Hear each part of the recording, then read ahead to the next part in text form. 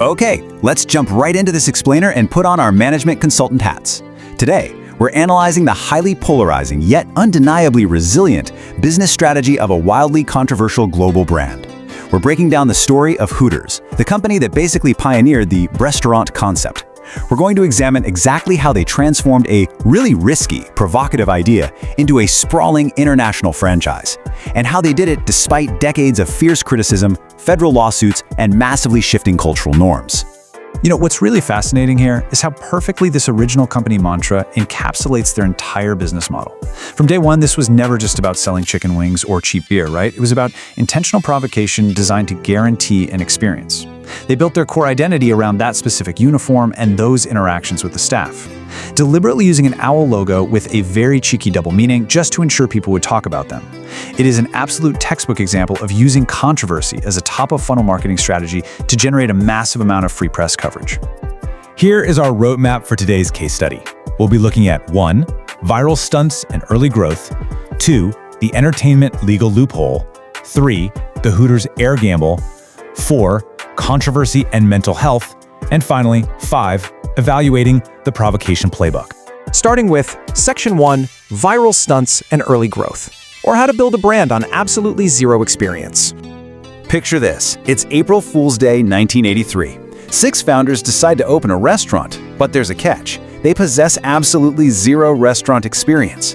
When they opened that first location in Clearwater, Florida, they literally couldn't even figure out how to turn on their own industrial kitchen equipment. To compensate for that glaring lack of operational knowledge, they had to lean heavily into creative, low-budget marketing stunts to drive earned media. In fact, one of the founders actually staged a fake police raid on opening day just to lighten the intense stress in the room. They had to figure out a way to get people in the door fast, and they had to do it without a massive advertising budget. So let's trace this early trajectory. In 1983, running around outside in a rented chicken costume got them into the local paper for free. But the real game changer was in 1984, when Washington Redskins star John Riggins stopped by right before the Super Bowl and then came back later with his teammates. Suddenly, photos of NFL players eating there were splashed across newspapers nationwide.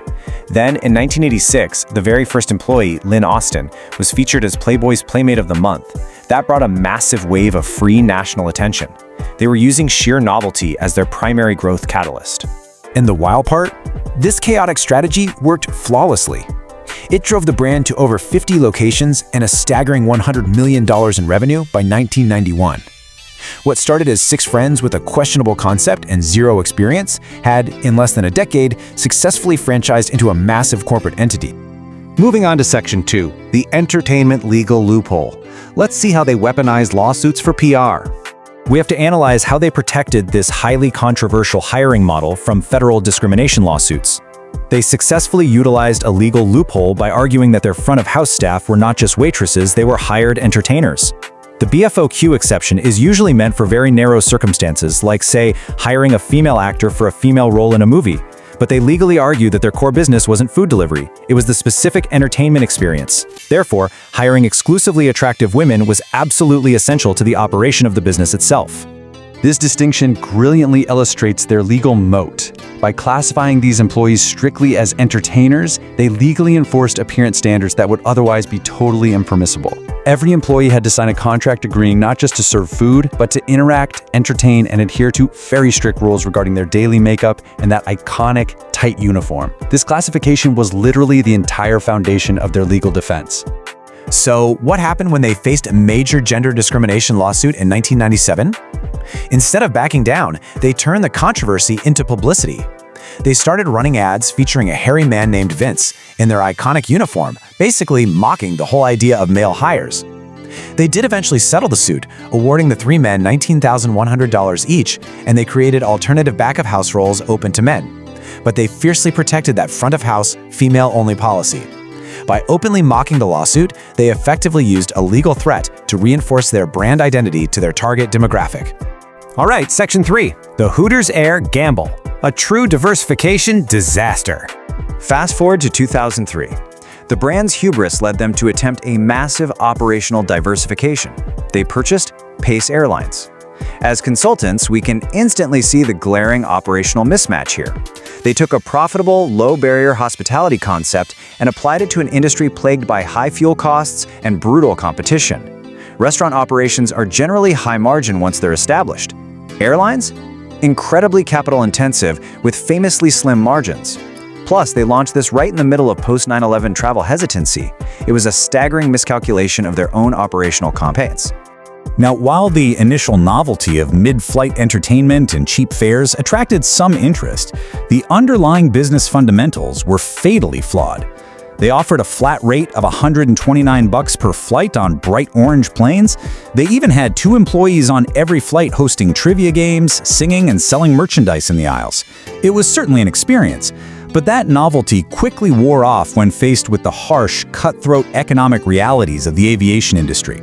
The ultimate result? A crushing $40 million loss that forced them to shut down the airline after just 3 years. It stands as a fascinating case study in why a successful brand identity in one sector absolutely does not automatically translate to operational success in a completely unrelated, highly complex industry.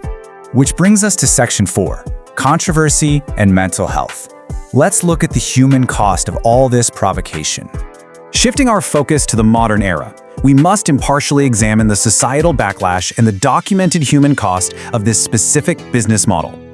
Research into the industry has shown that this working environment can measurably increase anxiety and disordered eating among its workforce. When a business model is strictly predicated on physical appearance and constant aesthetic scrutiny, the data shows a resulting toll on the staff. Over the years, the brand has continually found itself in the headlines, navigating workplace complaints, employee lawsuits, and ongoing scrutiny over the well-being of its workforce. This creates a stark juxtaposition. On one hand, you have the company's defense.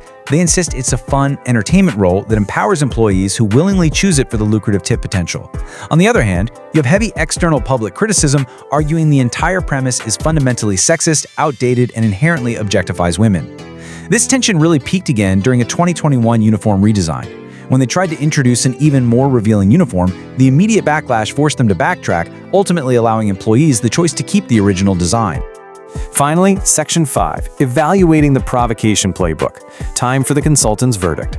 Let's pull all these threads together to evaluate the overall effectiveness of this strategy.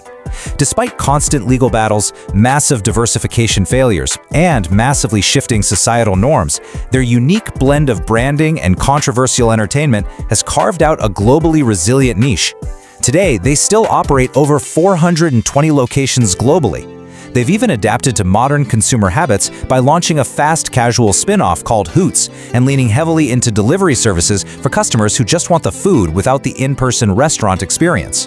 From a purely business standpoint, their ability to survive and scale is pretty remarkable.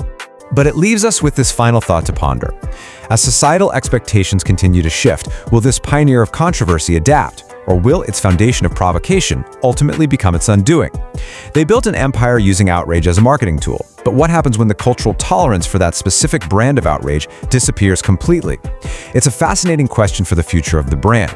Thank you so much for joining me in this explainer. Keep analyzing, keep questioning, and I'll see you next time as we break down another fascinating business model.